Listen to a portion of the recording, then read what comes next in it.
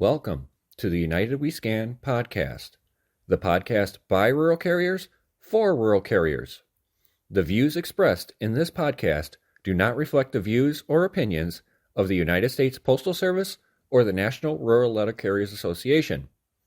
We ask that you please consult your assigned union representative for guidance in your local area.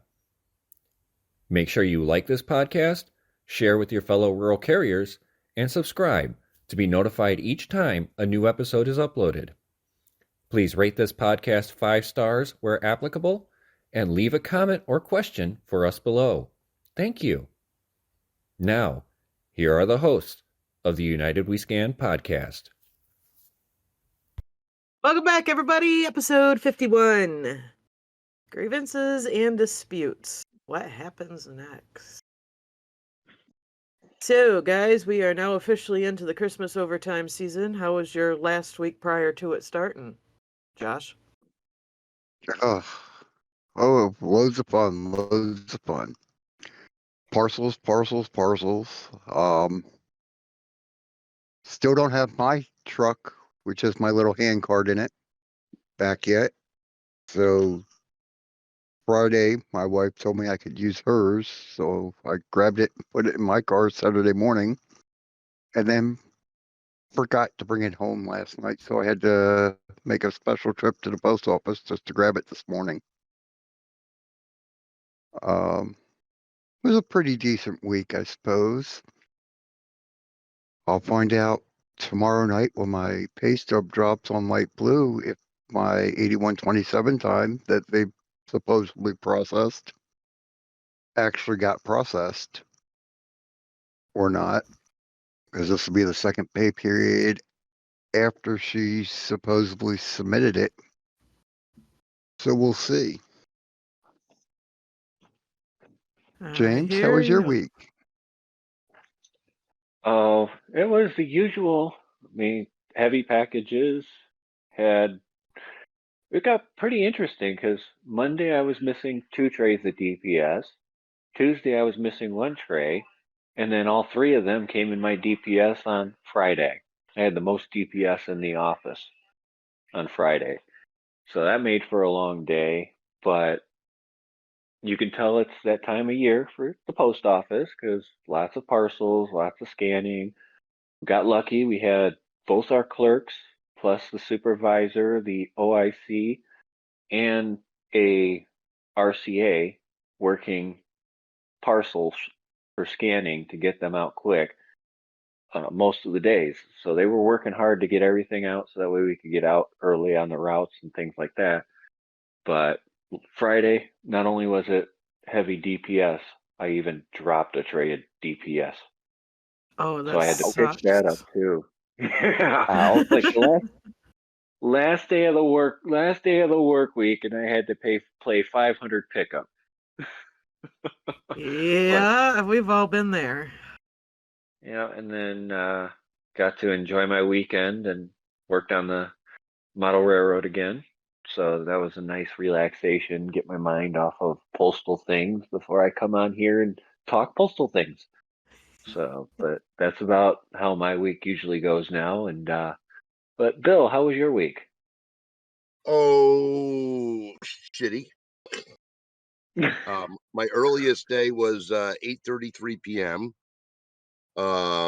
Monday, I went out and left a hamper of parcels at the office. There was no room for them. And I got a text message on my scanner, which I didn't respond to. I got a text message on my phone, which I didn't respond to. And then I got a phone call from the office, which I didn't respond to. And then I got a phone call from one of my friends at the office, and I responded to that. And they said, they're in there freaking out. You got a whole hamper. I says, well, tough shit. I'll come back and deliver it when I get back. And she goes, what time is that going to be? I said, 9:20, 9:30. Oh, my God, Bill. And so they decided to send the supervisor out in the Metris with the parcels and then had a sub meet up with them. So when I got back to the office, they said, well, how come you didn't respond to our texts or alerts? And I says, I'm not required to unless it's an emergency. Well, that's what we have them for. No, that's not what they're for. read your manuals. So Friday, I came into work, and there's 4 hampers in my area, between my area and RD1. And I look at Jason and I said, "Hey, Jason, tell me 2 of those are yours." He goes, "No, 1." So again, here I am, packing up the truck, and I got everything in. And I mean, if I wanted to fart or change my mind, I had to get out of the truck. That's how tight it was. So I'm out delivering. About 8:30, I start getting messages and all that. I come back at 9:37, and the supervisor's going, "You have to contact the office." I said, "No, I don't." I said, "You have a standing order on the floor that everything has to be delivered." I delivered everything. "You have a problem with that? Go talk to the POOM." I says, "I'm following a direct order from the POOM through our management team that everything must go." Everything went. Have a good night.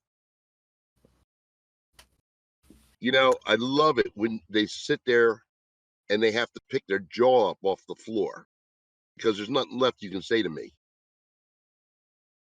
Yep. especially me. Okay. And, True. and I clear out, I sign out, and I go home.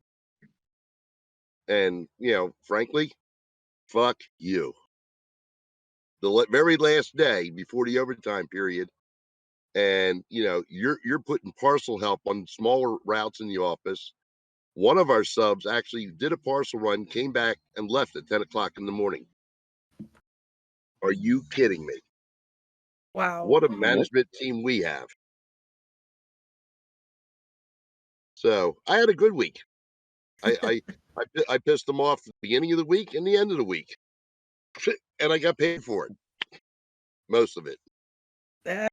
With you on that one. You know, It was tensions were high and heated in my office this week. That's for sure. I'm not going to go into details, but when you kind of throw out the full day of relief entitled to 3 carriers, and management shuts her mouth and sits down and dismisses everybody, yeah.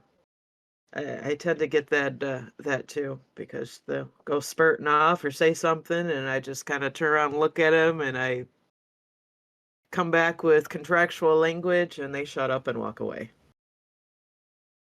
and I have to sit there and wonder where they get these people for supervisors and postmasters. I'm seeing so many posts that, "Oh, we're not getting parcel help or parcel assistance, parcel help, whatever you want to call it.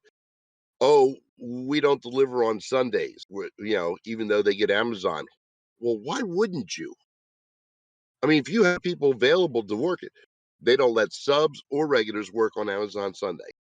Yeah. And I'm sitting there going, you have to be out of your damn mind not to take advantage of that, because you're going to have failures come Monday. Yep. Somebody's going to throw up their hands and say, "I've had enough today. It's unsafe. I'm tired," and they're going to go home, and you can't do nothing. Yeah. I mean, I had that instance on Friday. I was so tired. I mean, I had tickets to a concert at the machine shop for Thursday night. I didn't get done in time to make the 2.5 hour drive to go down to it. So I had to eat, the money, whatever. And Friday, I was so tired when I walked in the door Friday. I felt like I had gone to the concert and got home at 1 o'clock in the morning. But, Hmm. and I left the keys sitting on the desk when I went to go load the LLV, and I stopped myself going, well, that's not going to work out. I don't have the keys on me. It just, yeah, you just get tired. And that's one of the reasons why I have yet to give up my one and only day off on a Sunday to go in and run some packages. Because I didn't get out of bed. I went to bed, I was up a little bit later last night, but I didn't get out of bed till 11 o'clock this morning. I made breakfast, and then I pretty much took a nap for a good half of the day on the couch. That was my day today. I didn't do shit. And although I'm not a steward anymore, I do have talked to the subs about the Elm 432.32 working over 12 hours. Mm-hmm. And I have extra copies of the 1767 safety form, so that, if they need to, I said, I'll help you fill it out so that you can protect yourself. Yep. And they're like, "I work 15 hours." I said, Okay, file." Yeah. What 15 you hours. can to protect yourself. To They protect are yourself. they are cutting off our new subs at 5 o'clock because somewhere down the chain of command, it's come out that our new RCAs cannot work past 5 p.m. for the Is that the first is that in 10 the contract? weeks. Not that I've ever seen. Yeah. Well, the contract says that they can't work on any other route other than their primary or parcel help for the first 4 weeks. Yeah. Right. Yep. So So yeah. But That's yeah, 5 p.m. it's been a Wow. heavy week for me. Yeah, I know. I've had, I did get parcel help. We borrowed a couple people for a couple different days. I got parcel help one day this week. They have a schedule for the next couple weeks with parcel help. I think my route's on it 2 times. So, yeah. I mean, I have the second heaviest route in the office, and I'm getting less help than another carrier who tends to well, get that's a because lot more help. that's because you're a super carrier. Don't you know that? Maybe, Yeah. She was. So Now she's just a regular.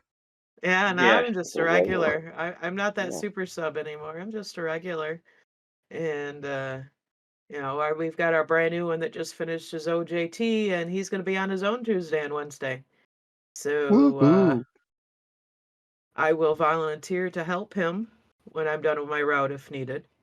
If management denies me that help and management is out there helping, I will then be filing a grievance because management should not be doing rural craft duties when there are rural craft members available and willing to help. So yeah, I have a pending grievance on that already from the previous week. So yeah, we are it's been interesting in my office to say the least. I try to get in there and get out. I mean, I rolled in yesterday at 8:15. I didn't care. I couldn't get out of bed. I was just tired. I'm like, I'll get there when I get there. And it didn't matter. I walked in and went, oh, I didn't miss anything. I It's still the got out. most. I still got out of the office at the normal time I've been getting out lately. So being that extra half hour, 15 minutes, 30 minutes later than what I've been lately, who cares?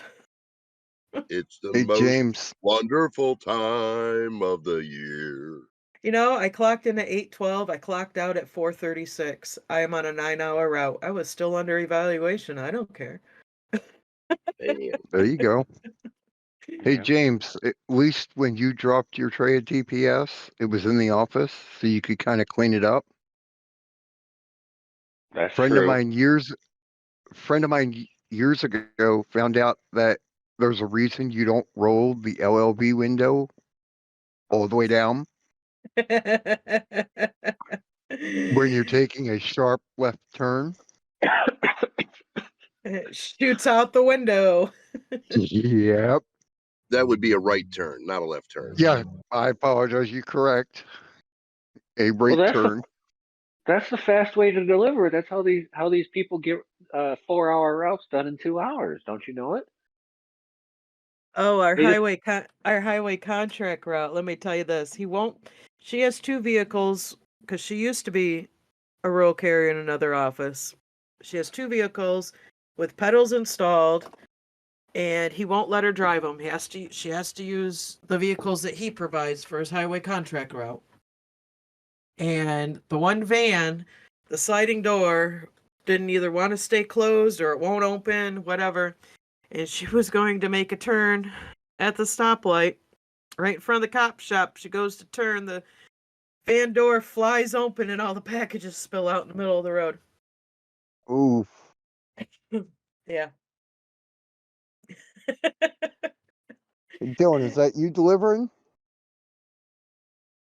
so a lot of we put out for everybody to give us topics to talk about, and the biggest ones that we saw were talking about disputes, grievances, the safety forms, and things like that. But what a lot of people don't know is what happens after the carriers file those forms. So today I wanted to talk about what's the next step in the process? What is what carriers don't see that happens? We do have people that have experience in those situations and what goes on behind the scenes. So I wanted to talk about after you file your grievance, after you file your dispute, after you file the 1767 safety form, what does the union and management do with them? So let's start out with the 1767 safety form. That is the most important one and probably the one we're going to use a lot over this Christmas period for unsafe work conditions. Who knows what happens with that 1767 safety form? In my office, it gets resolved as soon as I bring it up. I do know they have 24 hours to respond. I personally have not had to fill one out myself, so. So they have 24 hours to respond to the safety form.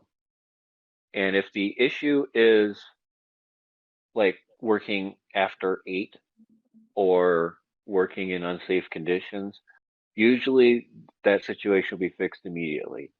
But if it's related to a hazard in the office, then they have, I believe it's 2 weeks to fix the issue and notify their district manager that it's been fixed. That's what I heard. Now, I know if they don't respond back to the person that submits the 1767 within 24 hours, that is grievable. Yes. So that's the one that a lot of people are going to use this Christmas period. A lot of you are going to be working out past dark, especially for our carriers in Alaska who went in the dark week and a half ago and won't come out of the dark until next year. But the Late February, early March. The next one a lot of us have experience with, and that is the grievance process. So carrier files a grievance. Let's say it's an RCA that's been over 12 hours every single day. And they filed a grievance on it because they talked with management. Management would say, well, I still need you to do it. I still need you to do it. That's a direct order. And this RCA files a grievance on this. What does the local steward, area steward, assistant district representative, whoever is the local designated union representative for that carrier, do with that grievance? First, they're going to request from management any documentation to support the grievance. Time cards. Time cards, emails from their district manager that's telling them to keep these RCAs working past 12 hours, things like that. Because most often you want the manager to prove it wasn't their fault. A lot of them will fall on the sword for the district manager. But some will give you an email that says, no, these RCAs need to keep working. We need to get these packages out. We need to do this. We need to do that. So if the manager is not willing to fall on the sword for the district manager, you may get some emails out of that. Right, Bill? Correct. But that's not the process I follow. The process I follow is the first thing I do is I get time and I interview the grievant. And I get a statement from the grievant. And then I do an RFI for every green card, timesheet, whatever, local timekeeping apparatus they have in place in regards, including clock rings on their scanners, in regards to how many hours they've actually worked. Then I request a signed documentation, a signed letter stating that they are to work over 40 hours in direct violation and with full knowledge of the ELM 432.32, stating otherwise not to work over 12 hours, including breaks and lunch. Then that's when I start the process of filing the actual settlement in arguments for the grievance, basically verifying the fact that they are in full knowledge that they're violating the ELM, they're violating the contract, and that they are forcing these carriers to work in unsafe conditions. I have a newbie in our office worried about it because he's under 90 days. And I said, don't worry, I'll get you through that too. And he goes, well, what about my ADR? I said, I'll put the language together for you so you can give it to the ADR. And the thing of it is that you want to document everything as much as possible. If there's email saying that, you request that email. You address anything that's coming up at the district level, at the local level. It doesn't matter. Request it. A lot of times they'll deny they have anything like that, and that gets tricky because for them to not supply it to you while having it, it's hard for us to prove at the local level. At the ADR and DR level, I have no knowledge of their ability to get that information or not. But at the local level, they'll often deny that they even have anything because, like James said, they'll fall on the sword instead of trying to dump on the DM because of the fact that it'll come back and bite them in the ass. But I get all the information up front, so that I have a good strong case from the get-go. And if anybody has sat in an investigative interview with management and listened to the 30, 40 questions that the manager is asking you, like, do you understand ELM such and such, such and such, and ELM such and such, such and such, regarding whatever issue you're in the investigative interview for? And they go through this like it's a full-on questionnaire for your SATs. And they want you to fill in the blank for every single question they have. So that way they can turn around and prove you knowingly violated the rules that they have put forth for you. So this is the exact same process, only on management. We're basically doing an investigative interview of management by requesting this information, requesting answers, and so on and so forth. One of the first questions I always like to ask, James, when they start this process with the management questioning is, did you prepare the questions for this interview? Yes, because most often they have not. And I like when they pull up the 563.11 loyalty to the post office. Hold it, you jackrabbit. I just got done working 14 freaking hours in the freezing rain, and you're questioning my loyalty while you were at home? While you're at home? Yep, exactly. Management's mentality, especially for investigative interviews and things like that, if it benefits the post office, they're not going to discipline you for it.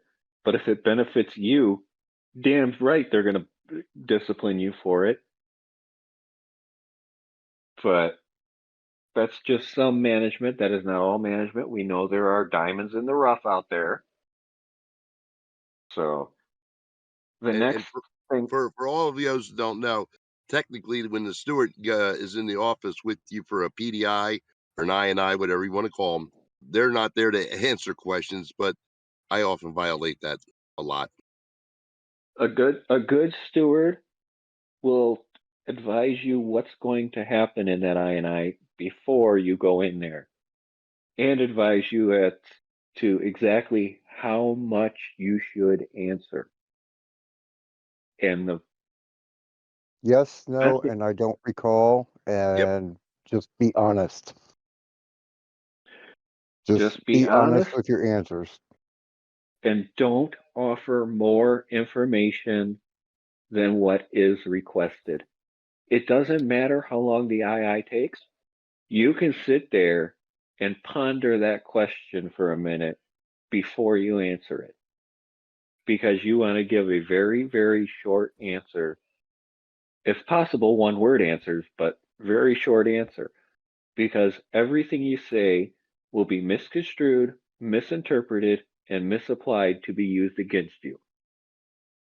And that's part of the reason you're Stewart or someone is in there with you to write down verbatim what your answers are and what Yes. the questions are if they were not printed out prior to. Well, if they're not So printed out and given to your union representative, the union representative ought to stop it before it starts until they get a copy. yes, the Well, union rep is not allowed to have the questions beforehand, but as soon as it starts, management is to give them a copy of the questions so they may take notes to the questions that are asked by management. oh, we had our old DRs had to train managers to print out a copy of the questions for her because she would write the questions down verbatim as they were asked and would stop the manager or postmaster supervisor multiple times so she could catch up and or ask them to repeat part of the question so she could write it down. No, nope, Nope. wrong. So, and then, when in a grievance procedure, it's the same thing. The union's going to have questions for management. Management's going to have questions for the union. They're going to be discussing both sides of it because, as you see on the grievance form, the 8191 form, there is undisputed facts, there is disputed facts, there's management contentions and union contentions. So the undisputed facts are the facts that the union and management agree on. And requesting all that information from management prior to sitting down and discussing the grievance is your way of getting undisputed facts immediately, things that management has no choice but to agree to. Like, for The dis- example, on November 30th, James worked 14 and a half hours. Their as, documentation that they entered into the system shows that James worked for 14 and a half hours. So they can't dispute, say, no, he didn't. That's what they entered into RIMS as for his time card for that day. yeah. And then you back that up with James's green card. James' green card shows 14 and a half hours written on it in the carrier's handwriting. And or That backs that up. 4240 that he worked And for or that day. 4240. Yes. So those are undisputed facts. Also undisputed facts are the contractual provisions. Contractual provisions are undisputed. They cannot be disputed by management. Oh, that's not what the ELM says. That's not what your contract says. That's not what the step 4 says. Those are undisputed facts because they are in print. Both sides have access to them and can review them to make sure they're what they say they are. But disputed facts could be, oh, the carrier took 2.5 hours of a break, went off and went to a doctor's appointment or something like that. Management could say something like that. So that would be a disputed fact. Little things like that, little small little niches that management's going to try and pick it apart so they can't lose this grievance. Or I like the one where you're waiting for a vehicle and you put down O time or 8127 time, and they turn around and say, well, no, you were in the swing room eating your lunch. Well, my O time was an hour and a half. I didn't eat lunch for an hour and a half. That's a contention that they'll argue. Now, my office management can eat lunch for an hour and a half, but I digress. So you go through this process, management turns around and says, I'm not signing this grievance. I'm not agreeing to settle this grievance. So the next step would be for that grievance to go up to step 2. Step 2 hold on, where the hold, grievance. hold on. They have to deny it and sign it Yes, they have to as well, deny it and sign it, as well as the local and union representative. the local union representative. And then it is the responsibility of the local union representative, your designated union rep, to then send the entire file to the district rep for your area. And Or then it is step on 2 that, designee. or step 2 designee. And it is up to that step 2 designee to then take it on to the step 2 process at district to fight the grievance in the same procedure. Then if it fails there, it moves up to the step 3, which is the same process, just with the step 3 designee. Then it moves up to step 4, and that's the national office. That is your director of labor relations or designee going with national management's labor's representative and discussing this grievance. They step for it, and then they could turn around, and if they cannot resolve it at step 4, then it moves on to arbitration. And then in arbitration, you could have a pre-arbitration settlement, which is a step 4 settlement basically, or they can actually take it into an arbitrator and have an arbitrator make a ruling on it. And pre-arbitration settlement could be after they sit down with the arbitrator, but before he makes his decision and sends it back to the parties. Yeah. Yes. So they can still be, after they arbitrate it, they sit down and spend 3-4 hours in the room with the arbitrator or more. They could turn around and afterwards sit down at a table, discuss, and go, well, we really feel like we screwed up. Management says we really feel like we screwed up, and we know the arbitrator is going to rule in your favor, so we're going to agree to settle at this level. Or the other way, the union says, well, we can settle this right now for this, or we can wait for the arbitrator to rule in our favor. It can happen anytime. But once that arbitrator rules on it and sends his ruling out to the parties, that is a legally binding document for the post office and the union to stand by. And a lot of people are scared of arbitration. It is a costly endeavor. But a lot of times, arbitration is the only way to get the situation resolved. You can't let a few bad arbitrators ruin it for the rest of them. There have been some really good arbitration rulings in the union's favor over the years. As they say, you win some, you lose some, but you should never be afraid to fight them. If you're afraid to file a grievance all the way up to arbitration, you're afraid to fight a grievance because you think you'll lose, then you might as well not fight any grievance at all.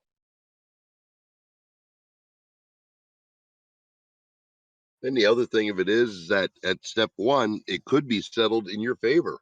Management could agree to it. And that's where, you're looking for, your compensation in regards to the union settlement, what they're always settling. And by habit, I always settled for that money. I never settled for language. Language is, you might as well just, shot yourself in the head because you're wasting your time settling for language. They don't honor that. And I always go for double of what I want because I shoot high and I'll settle in the middle. Yeah, if you settle for language on something that's already written, like he said, the ELM, or the contract itself, something that's already printed in paper, you're basically giving them a slap on the wrist, saying, don't do it again. Well, they already did it once. What's to stop them from doing it again? And if they've done it once, they've done it before. Yep. Not with you, but with somebody else in another office. It happens all across the country. Yeah, and you've got to And remember we can file grievances on management until the cows come home and nothing will happen to them. There are offices that have 85, 100, 200 grievances on one manager and nothing's happened to them. But management files 5 grievances on us and we're terminated. And I call discipline a grievance by management because then that makes the correlation easier for us to understand. If we violate the contract, if we violate the rules and regulations of the post office, we're disciplined for that. And there's 5 steps to the discipline. But management can violate, and they never get disciplined for it.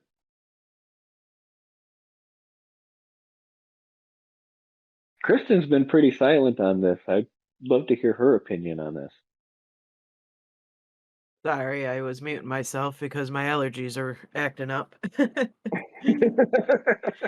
I didn't want to interrupt you guys sniffling and sneezing there. So, and honestly, in my term as a steward, I'd only handled 2 grievances, and that was in my old office. I take that back. I did have one in my current office shortly after I was elected steward in there, which ended up going to step 2 because she failed to agree to an extension due to the circumstances of when the grievance was filed and everything else. So it automatically went to step 2 and then was dismissed at step 2 because the employee was no longer a employee of the Postal Service when it went to step 2. So, but What a no, con- yeah. that's a convenient out, isn't it? Well, had I known that this person was going to take a highway contract route in another office prior to initiating the grievance, we probably wouldn't have done it to begin with. But I was unaware of it until after the fact. So, you still got to go through with it. And because of when they filed, I was actually at National Convention when they initiated the grievance. And when I got back, that cut my time slot way down from the time that they initiated it to me having that step 1, that timetable, and I had asked for an extension, and she denied my extension, so that automatically sent it up to step 2.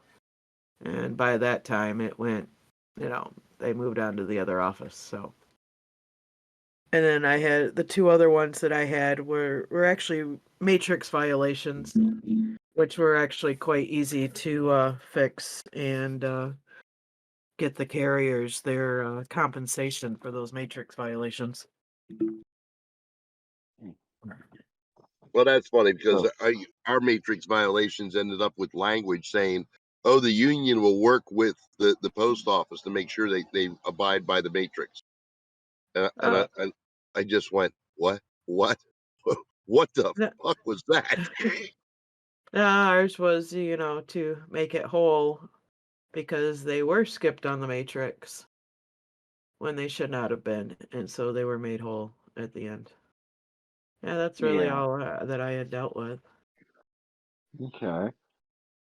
And the reason why we wanted to discuss this whole process is a lot of people don't understand or want to understand what it takes to be a steward, what it takes to deal with management on this level. And you have to remember anybody who steps up to be a local steward, you're stepping into an arena of specialty. And you always have to remember when you're dealing in the grievance process, it is about business. It is a business decision, it's a business message you're sending. You're telling management they have to keep their business in line so that we can keep our business in line. You can be friends with your postmaster outside of work, you can be friendly with them at work, but when it comes to the grievance process, you have to know that you're doing what is right, not only for yourself or the carrier that you're grieving for, but also for the Postal Service as a whole. Because if management is following the contract and doing the right thing, it's less of a cost on the postal service than management continuously violating the contract. Unless, of And, course, you only settle for language. and one of the things that a lot of people do not understand is that the local steward is the foot soldier of the grievance. If you look at a grievance packet, there are 15 to 16 pages that you can fill out with every grievance that you get. And it's a lot of paperwork, a lot of time invested before you even get to the process of sitting down with management. Yep. And once it gets past step 1 and 2, that's all they're going to rely on is that packet from that local or designated union representative. All that information is what they're going to rely on. And as long as that information stays the same all the way throughout, listening to from A to arbitration, Corey talks about when he's gone to arbitration and management has tried to circumvent the system and insert new paperwork into the system at the arbitration level, and that's not allowed. It has to be brought in at the lowest level through the process. So keeping track of what's what and getting all the information you can get at step 1 is the best way to win any grievance for any steward out there. I'm putting my wife up for wife of the year. She just brought me some hot apple crisp with vanilla ice cream. Oh, I'm Mm-mm-mm. jelly. I'm jelly. me too. Oh my God. So this also leads into how the dispute process works for the mini mail surveys. It's basically a mini grievance, mini mail survey, mini grievance. And instead of it being settled at the local level, local management really doesn't have the ability to change this stuff. So it automatically goes up to district level. And the district manager or their designee, a lot of them using the ADRs for this because of so many disputes, end up sitting down with district management to discuss these disputes. And we've all seen them. We've all seen the different types of disputes that come back. Some people get them back as settled and they actually got the increase on their routes and got back pay for it as well. Some people didn't get the back pay that they were supposed to, but some were dismissed. Some were resolved that management will do the whatever. Some were returned as rejected by district manager because of lack of information or whatever reason they wanted to put on it. And that pisses me off.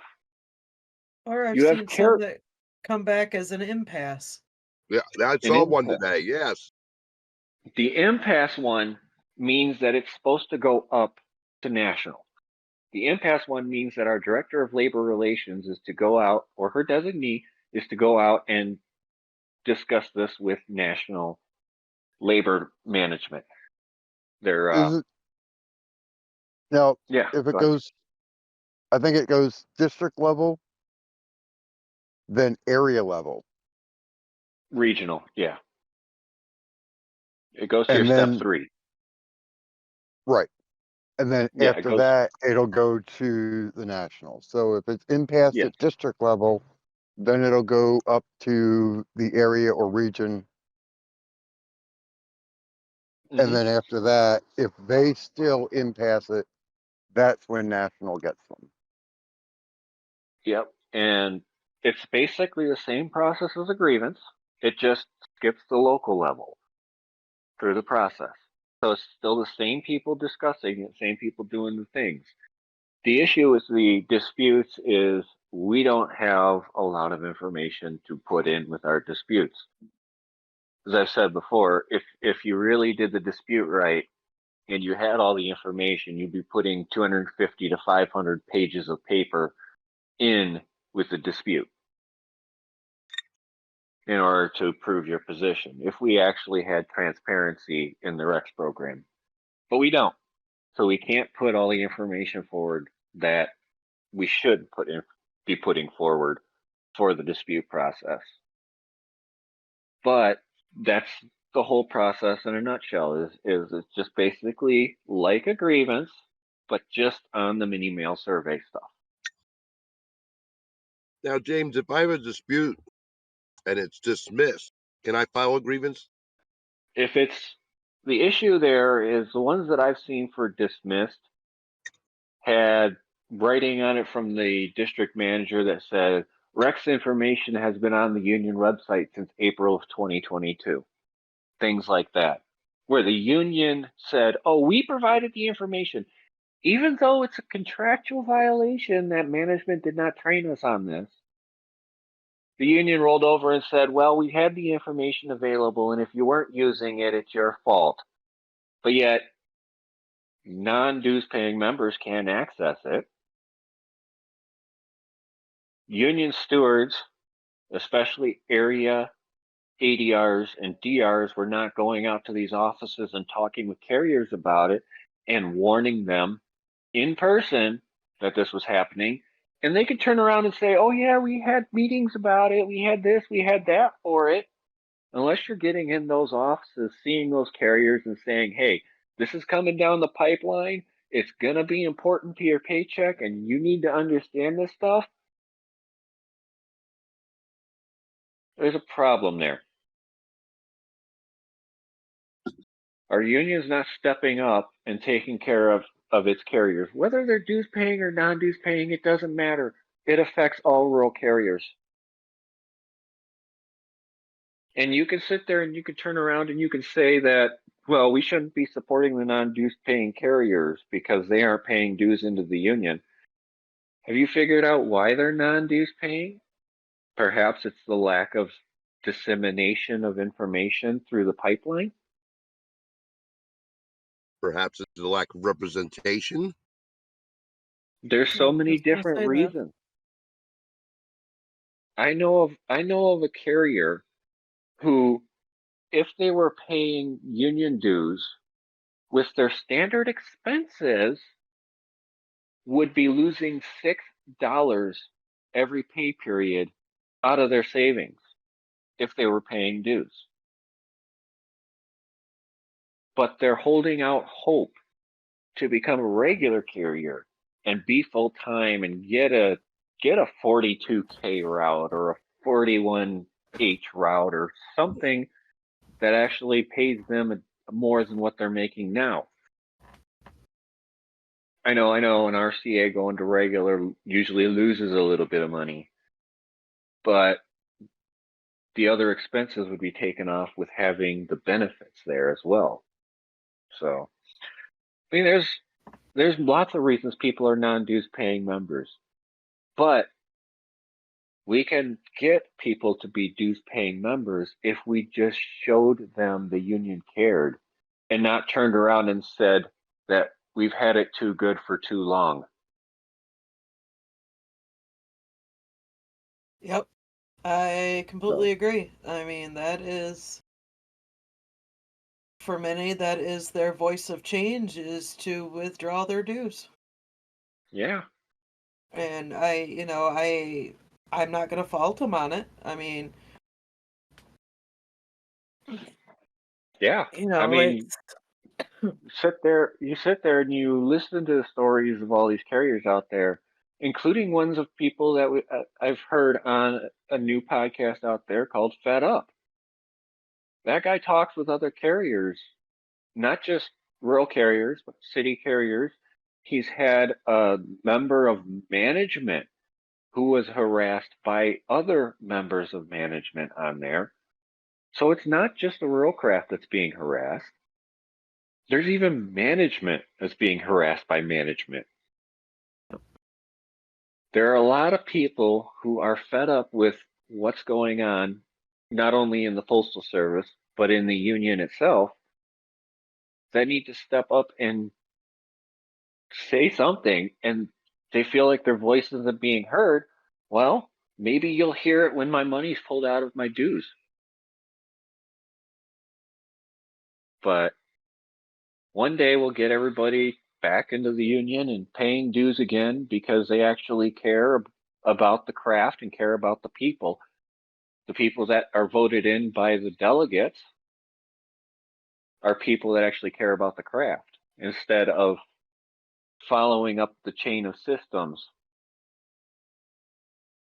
Instead of one that were one time a carrier back in the day, who are now politicians and are so out of touch on what is going on within the craft and the system nowadays to And even have an idea of what we're dealing with on a daily basis. To honestly, we need people in those offices that have had boots on the ground within the last 3 to 5 years.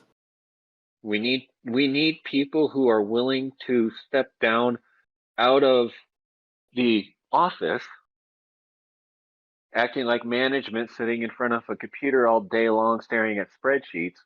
Instead of that, stepping down onto the workroom floor and actually seeing how these carriers are being treated, seeing how these carriers are dealing with this stuff, talking with the carriers themselves, not just in the offices that you know people at, not just talking to people you know or people who have supported your political campaign, but actually talking to boots on the ground people that have never seen a union rep, never talked to a union rep. There are offices out there that have not seen a union rep in decades, not heard from a union rep in decades. How sad is that? I agree. So, well, that's all the topics I had for today. What do you guys have? Anything else you want to add? I want to give a shout out to Linda because she's listening. Happy retirement for those that were at National and met my first regular. Her retirement was official as of 4 p.m. November 28th. Woohoo! Well, I guess I'm not taking her to any bars with fluted columns. I'd be happy for her to come again. Oh She yeah, can come oh with yeah. us again. I'm sure we We could may. fight a hot cat in Reno. Just saying. Just saying. I know, but no, yeah, happy retirement, Linda. I'm happy Yeah. for you. Congratulations, Yeah. you made it. With all the scratches, skid marks, and paper cuts. Now you're gonna have to act like a normal person. Oh man. But That's good. Postal withdrawal. Yeah, that'll be me someday. I'll have withdrawal from all of it. I'll be like, man, what do I do with myself now? just admit she's gonna be laying in bed one night and she's gonna just start throwing letters in the air, just like she's casing mail. She's She gonna do says she says it's been a rough week.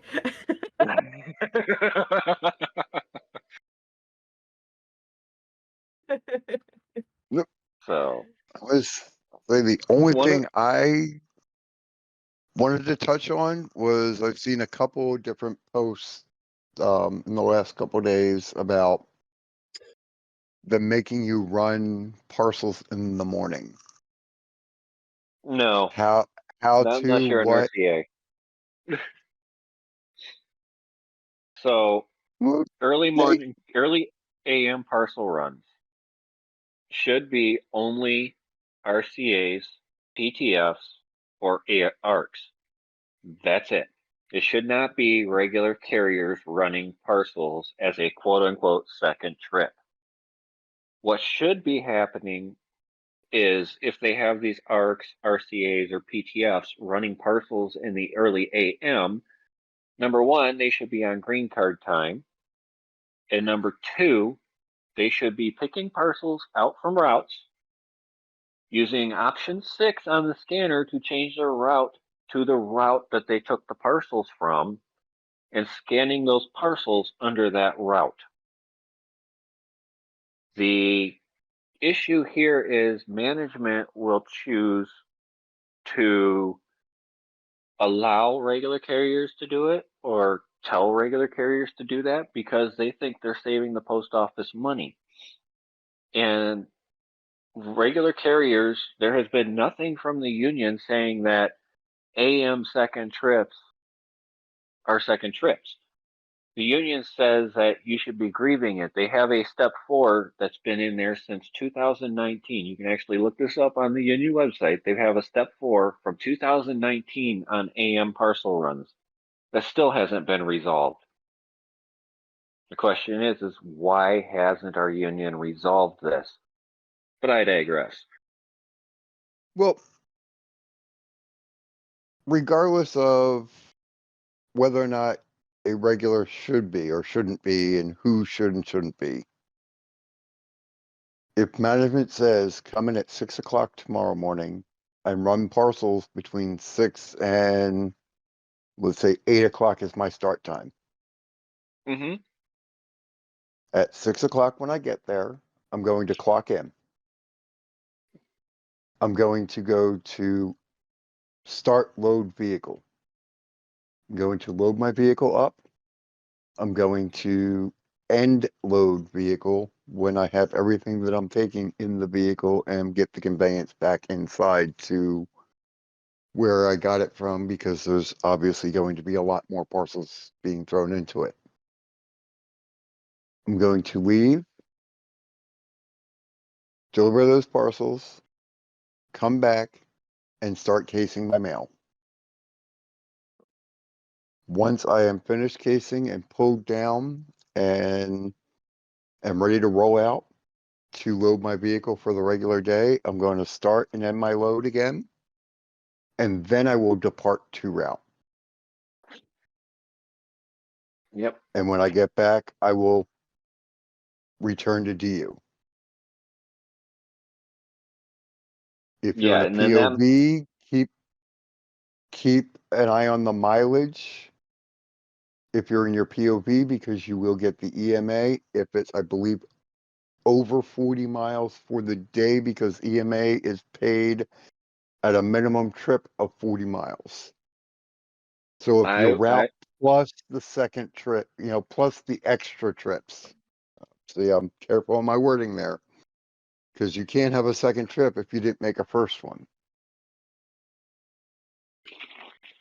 So if all the times all the mileage total is over 40 miles,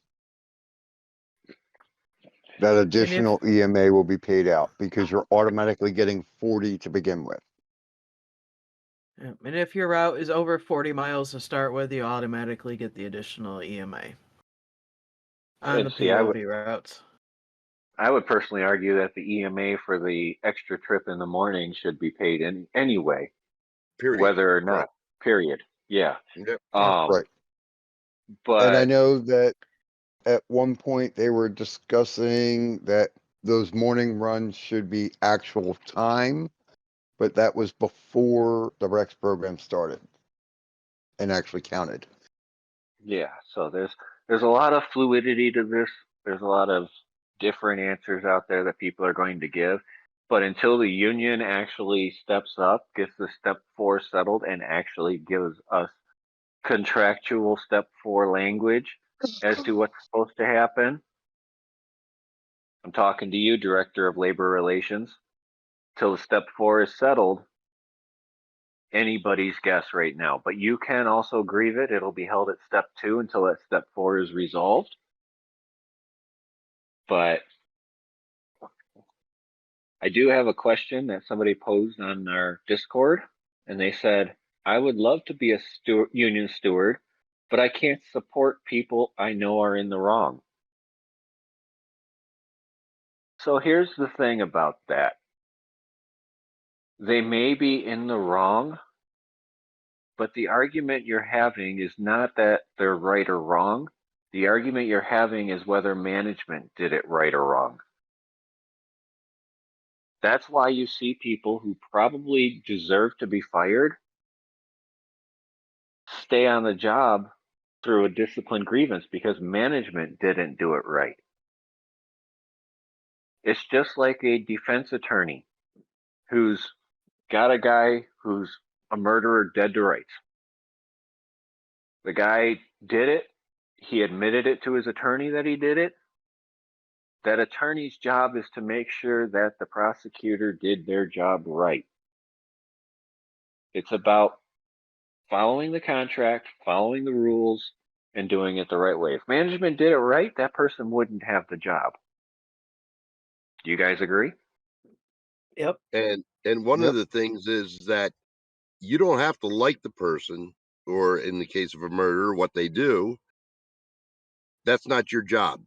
Your job is defend them to the best of your ability without any bias. And I know how hard that is because I quit being a steward because of several carriers in my office. And I wish I hadn't, but I was a little bit of a hothead. Little? You, And Bill? You a You? hothead? Yeah, You're no. kidding me. I I never know, knew. I No. know, I've never knew of such a thing. I know. It surprises a lot of people. But after medication and many EAP sessions, I've settled down. But the thing of it is that you, like James said, you have to make sure that they follow the letter of the law. In this case, the letter of the contract, because that's what we're defending. We're not defending the individual per se. We're prosecuting management, and that's how you have to look at it. Yeah, I agree just like completely on that one. just like the grievances, you cannot file a grievance against another carrier, but you can file a grievance against management making that carrier follow the contract. Yeah. Or For allowing allowing, that carrier to do the wrongdoing. yeah. Yep. For instance, working off the clock. Yes, If that's a you big know one. carriers that work off the clock, and you You're can filing against management. Yeah, file against management for allowing them to work off the clock. because Yes. it's illegal. Not only in the contract, it's illegal for anybody to work without compensation. Yeah, it's a Exactly. federal crime. Yeah, it's a And federal and crime. and if they get hurt while off the clock, guess what? It doesn't get covered by OWCP. No, it does not. And that is always Nope. my biggest thing that I tell carriers when I see them working off the clock is, if you were to trip over that tub of mail right now and you got hurt, you wouldn't be covered. You know, and you're stealing from the route that is supposed to be getting proper credit for all the And, time allocated to that route. and this is why our standards go down as well. Yep. That's why Yep. we And have that's to the do point 8. I make. That's That's why why we, our standards went from 1.8 in 2 minutes to 1.2 minutes across the board per box. That's why we're now at 86 pieces per minute for DPS. Because Yeah. people Where are working it off the clock. was what, 23? no, Then went to 42. 40. Yeah, then it went to Before 40. that, it was like 21, 22, or 23. No, it was 33. It was 30. I Yeah, thought it was in the it was. 20s. No, it was 33. Okay. And think about this. Because of people working off the clock, our standard for processing letters is 16 letters a minute faster than the DPS sorting machine at the plant. The DPS sorting machine is processing 70 letters a minute versus our 86. And when your DPS processing is as messed up as ours is all the time, and you're going 1, 2, oh, 4, here's 4 pieces for another, and you're trying to get through that DPS, but you're tossing stuff away because it goes to every other town but yours till you finally get to that next piece of mail for that address you're sitting at. Yeah. That's, yeah, exactly. You know, the union ought to have a form of some sorts to address these problems. Yeah. It's Right? called a resolution form. You write a resolution. A non-binding resolution. And you and actually file it at your local level, whatever your local lowest level of union meetings is. And then it gets approved at that meeting. It moves on to your state convention, where if it gets approved there, it moves on to national convention, where if it gets approved there, it gets put into a file to be discussed as a possibility in contract negotiations. Now, whether leadership decides to actually input that into the contract or not is completely up to them. And of course, you won't know anything until they turn around and say, we have a tentative agreement for you to vote on, because there's no transparency. Exactly. Now, there's another thing on the DPS I want to bring up. And I've seen this one on the social webs this past week about DPS reviews. And I have not seen any language that says with Rex that you cannot request a DPS review. You can still ask for a DPS review. And I know there was a lot of people saying no, no, no, no, no. There is nothing has changed on wanting and requesting a DPS review. Yes, the only thing that changed with the mini mail survey system is that our contract stated specifically to remove all mentions of mail count. There was nothing about removing DPS reviews. DPS reviews was not listed under the mail count section of the PO 603 or any other documents. So you can still get a DPS review, which occurs at the plant. Yep. Of course, whether the plant will actually do it or not is up to question.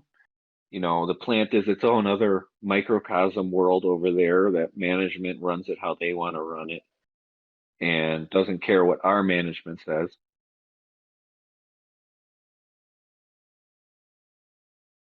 I agree. I know my DPS has been horrid the last few weeks. Just absolutely. I mean, I come in and they have half trays stacked up above the throwback case for your missorts, missents. It's been that ugly because we've been filling up the slots. So yeah. Of course, if you drop your own tray of DPS, it doesn't count. No, that doesn't count. I had a half a tray because I condensed my 5 trays down to 2.5 the other day, and I had the 2, and then I had the half on top of the 1, and I went to scoot something, remove it, and my half tray flipped over, and of course my supervisor's like, "Oh, what happened?" Because she heard my exclamation sentence enhancer out there, and I said, "Oh, just dumped a half tray of DPS." Luckily, it just flipped over sideways, so with her help, we scooted the 2 ends together, and with the 2 of us, we were able to flip it back up without having anything out of order, so that helped. But Lucky. Hey, I've got when I used to pull down into tubs, I went out to load a vehicle and I dropped a whole tub of pull down before. Uh, that was not fun. That had to come back in and be recased. I've done it. It's happened. Pull down, DPS. Oh yeah, it happens. We had one of the borrowed RCAs one day last week that dropped a tray of DPS, loading it into the truck. So we just handed him the handful. We couldn't figure out where it went. Said, "Yeah, just take this for a ride and bring it back with you." Because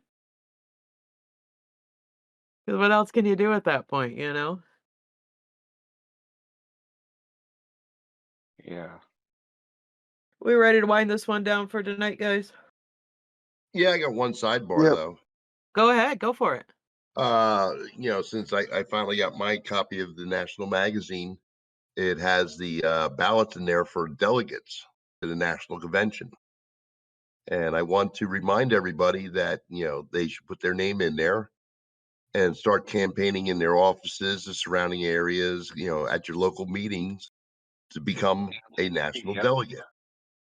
And social media. And social media also. Then, come time when, 5-6 months that people start actually mailing in their state ballot, their state nominations. that you carefully consider who you send. And as in Pennsylvania, we got an average anywhere to 45 to 47 that we can send to national, and we get 80 individuals nominating themselves to be delegates. Vote for the people that you know represent your views. Don't vote for people who are ADRs or DRs or state officials just because they're in that position. They're the ones that are basically keeping us in this situation. They are, it's a stranglehold. And they tell people, get involved in the union, get involved. Well, if you keep suppressing the people who want to get involved, there's not going to be any change, folks. So the change starts now. Nominate yourself, and then when your ballots come out, for voting for delegates to national convention, vote for people who represent you, not for the names that you recognize. Unless those names you recognize do represent you.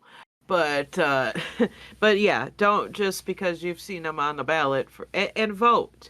Don't just because you get that ballot in the mail and you don't recognize any names, throw it away. Ask a coworker, go to a local meeting and ask around and see who these people are and vote. That's the number one thing. The hardest thing when you have so many people in the membership and only 10 to 20% are actually voting on anything when it comes to delegates and contract ratification, man, that hits hard when you're only allowing it. Not voting is the same as a yes vote on a contract ratification in my eyes. And when you're not voting for those delegates, you're going to allow those same people over and over and over. And many of them have been retired for 5, 10, 15, 20 plus years to represent you on the floor, and they have no clue what's going on. None whatsoever. Quite a few of them haven't even held a scanner, scanned a parcel, or even dealt with Amazon Or that have been up DPS. there, or even DPS or FSS. Some of them don't even know what FSS is Or was, should say. or was. They never were around for that stuff. So we need people to be involved that have been on the ground dealing with the things we've been dealing with. A lot of them don't even know what Rex is. They know what the conversations are at meetings and things like that, or boosters or regional conventions that have talked about it, but they haven't actually sat there and input any Rex inputs. So you have to think about that as well. Mm-hmm. So do your due diligence. Get involved if you want to actually be involved as a delegate. National convention does reimburse for your expenses at the standard rate. So it's not a big expense on you to go to these events. And each state handles that differently on how they do that too. But at the same time, yeah, voting is definitely important. I mean, even if you can't make it yourself, make sure you're voting the delegates that are best going to represent you.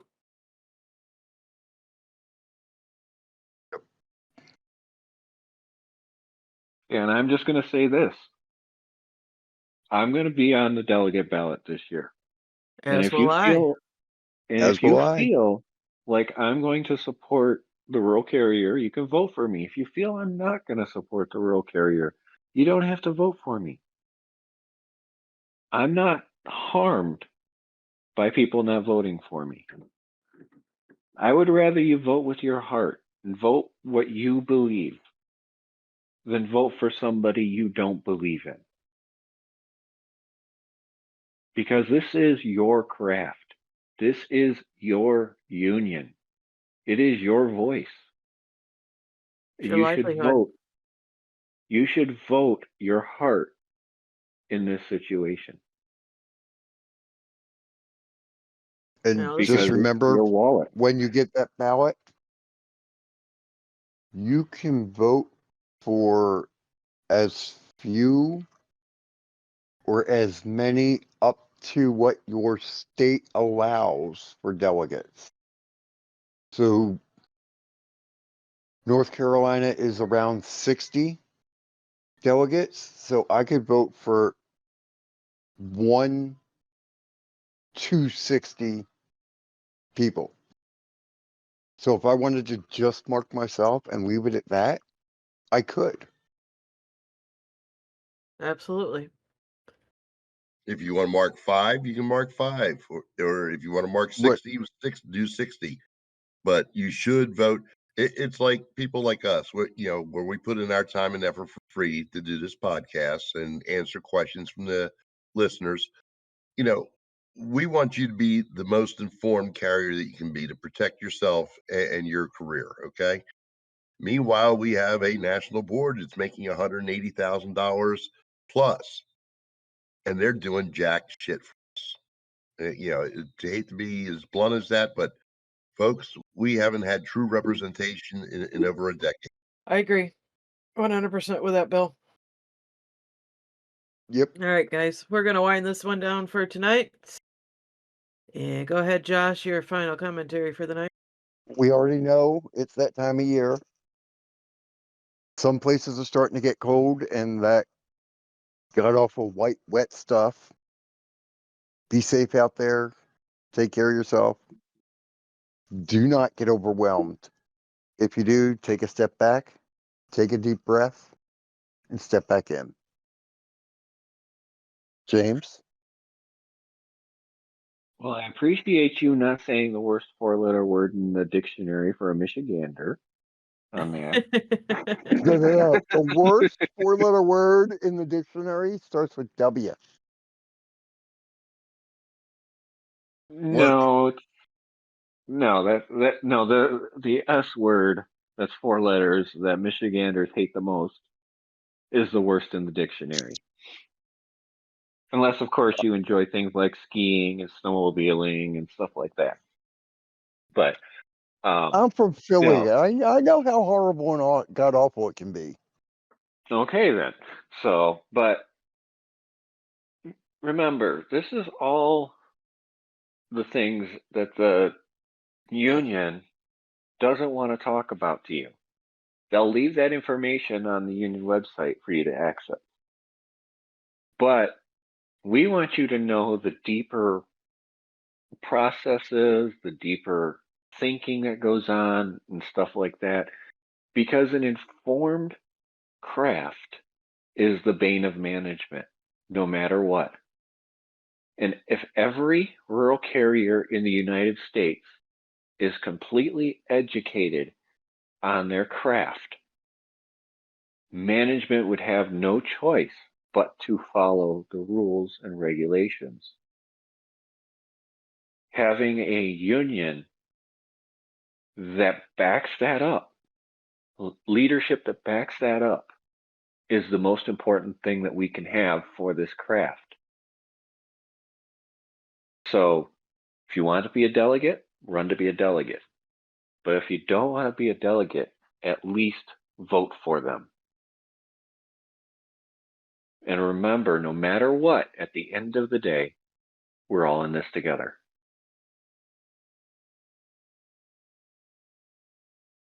Bill? Yes. Your final thoughts. You don't want to know those. Well, we may not, but the audience does. Well, okay, we're in the overtime period. Now you're going to get paid for what you actually do. And this is the only part of the year that you ever get paid for what you actually do versus trying to rectify the old mail count system. I know I've gotten overwhelmed all week long, and one carrier asked me, he says, "Well, how do you keep doing it?" And I says, "It's for my customers. I signed on to do the job. I do it to the best of my ability, and I'll do it until its completion. Then, when at the end of the day, I leave everything on the table and say, I did the best I could. I'm always satisfied with my effort, and my customers deserve that. Okay, and whether or not you agree with the post office or not, have integrity on your end, okay? Regardless of the fact that we know they don't. Everybody be safe out there. The winter conditions are setting in. Watch out for the black ice. The wet leaves are just as bad, and snow will be coming soon. I'm sorry, but be safe out there. If it's unsafe, if you feel unsafe at any time, you start to doubt yourself or your driving abilities or even your vision in regards to whiteout conditions and everything. That's when you stop and go back to the office and fill out a 1767 and say it's unsafe out there. If you hurt, they'll find another body to plug in there.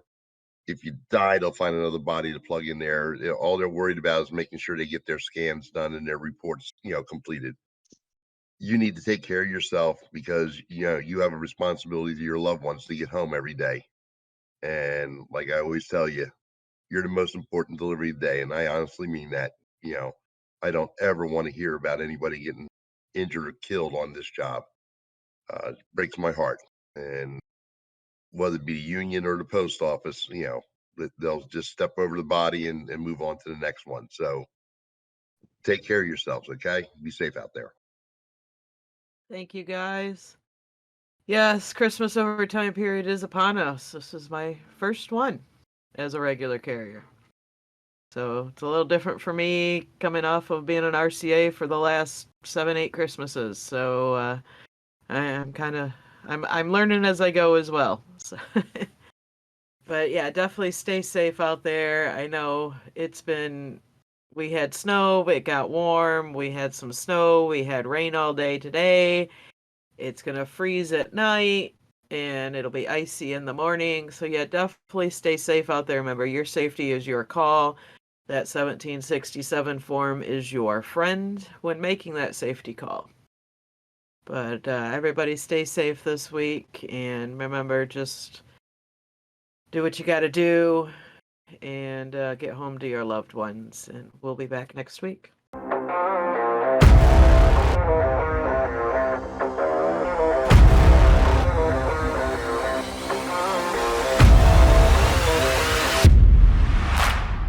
Just because there's no crying in baseball doesn't mean you can't do it at the post office.